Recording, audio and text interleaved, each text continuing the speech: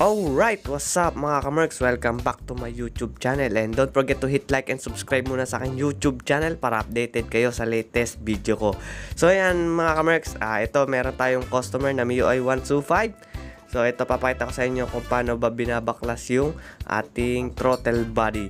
And then meron din tayo ditong fuel injector, papakita ko rin sa inyo yan kung paano ba talaga nililinis yan. Note lang mga kamerks, wala tayong FI machine, pero ang FI o yung fuel injector, explain ko sa inyo kung paano ba talaga dapat nililinis yan. Then explain ko rin sa inyo mga kamerks kung bakit dapat pag naglinis tayo is overall na tayo. Pag nag-tune up, overall panggilid, throttle body, stator, then bulb timing. Sa MIUI 125 medyo sensitive talaga ang throttle body natin.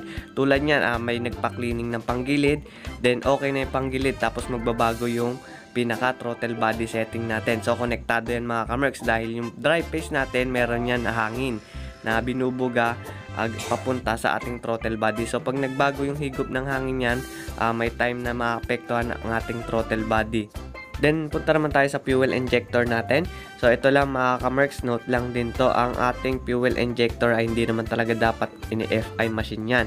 Dahil pagka once na nag-fail dyan, palit na talaga dapat yan. Tulad ng sa mga kotse, sa mga fuel injector ng kotse, meron silang lifespan. Pagka nag-fail na ang isa, palit na talaga. The more FI clean, the more chances na masira ang inyong injector at lumakas sa gasolina ang inyong motor. Kasi ipapasok nila sa high pressure na air, tapos yung apat na nozzle na yun may chances na lumaki. So yung apat na nozzle na yun sa mismong injector nyo, makikita nyo yan once na binaklas yung injector nyo. Isa rin dapat i-check ninyo mga kamerks yung fuel filter ninyo at fuel pump sa loob ng tangke, at isa rin ang i-check nyo yung pinaka-gasolina nyo. So baka mali din yung kinakargan yung gasolina, at isa rin yun sa dahilan kung bakit dumudumi agad ang inyong air filter at nagpipail. So bakit ba nagpipail dyan?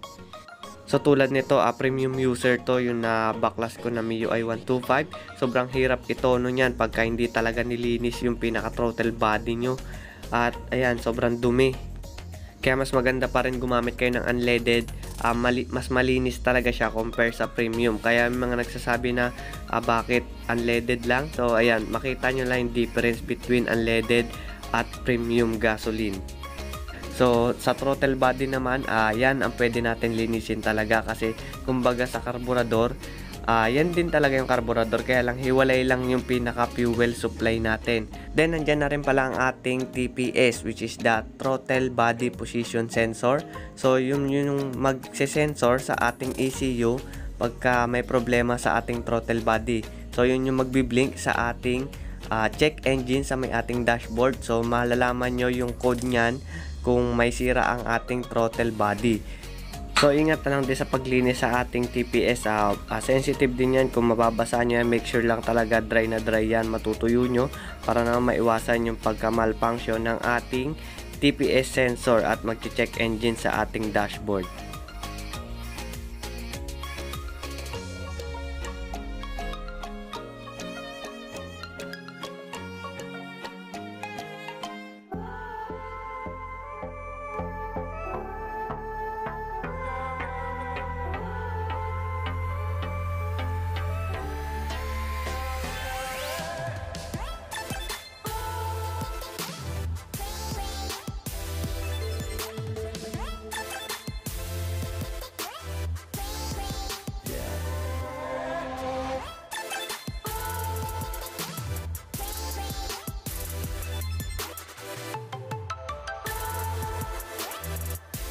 Madami nagtatanong kung paano ko daw talaga nalilinis at nababalik sa stock ay tsura ng ating engine.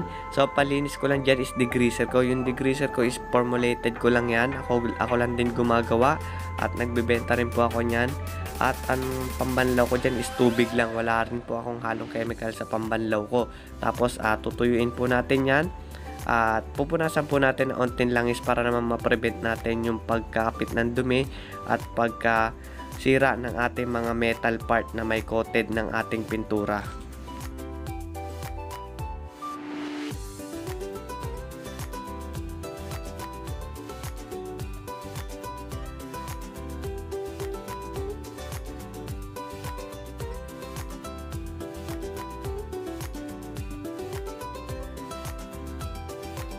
Wala din naman to pinakaiba sa mga carb type.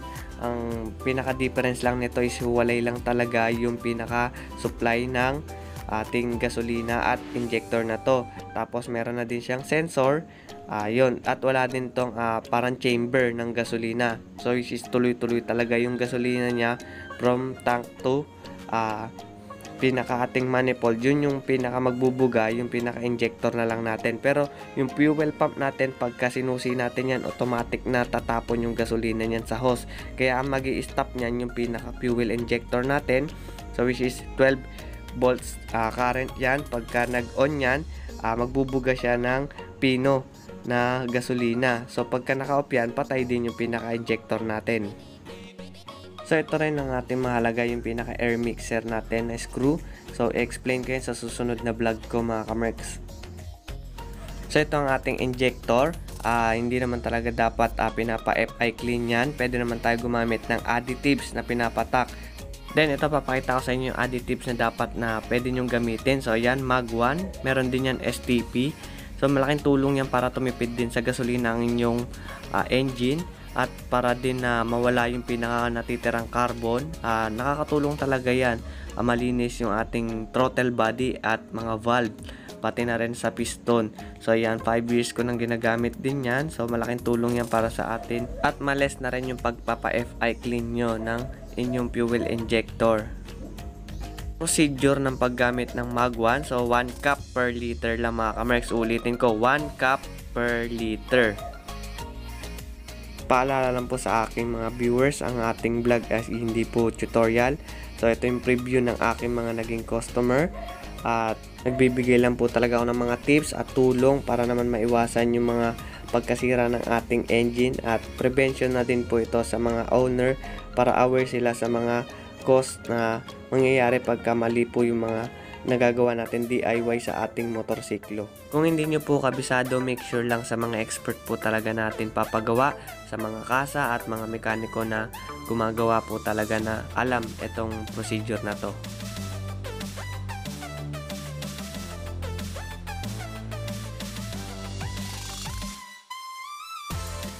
So ayan, positive tayo sa kalawang mga kamerks. So pagtingin ko naman manipis yung pinakakalawang ng magneto nung Kaiser.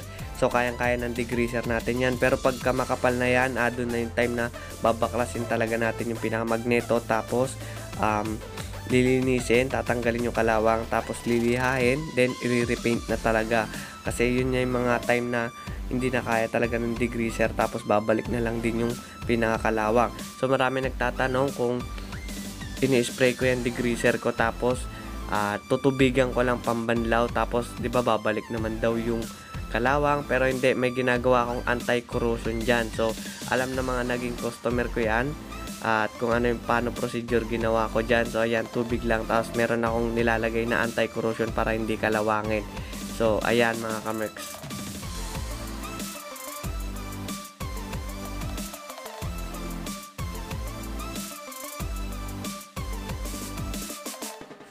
So tips tayo mga kamerks sa pagbabulb timing naman, make sure lang gumagamit talaga yung mga mekaniko nyo ng filler gauge. So para sa may filler gauge, ayun yung sukatan na makukuha mo talaga yung pinaka bulb clearance between rocker arm tapos sa inyong mismong bulb stem.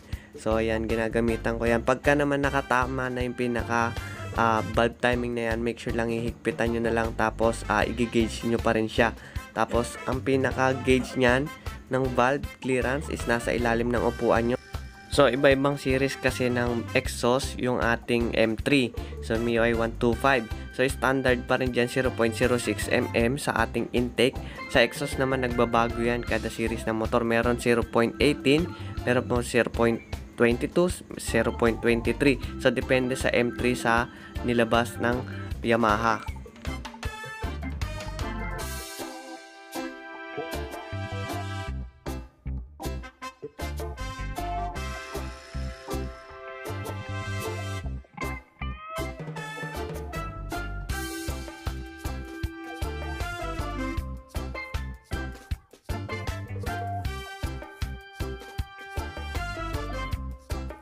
So ayan, after bulb timing ko talaga, pinapa-under ko yan, chine-check ko yung oil pump kung aakyat sa ating head. Kasi importante yan, once na barado yan, may tendency mag-knocking at masira yung pinaka-head natin.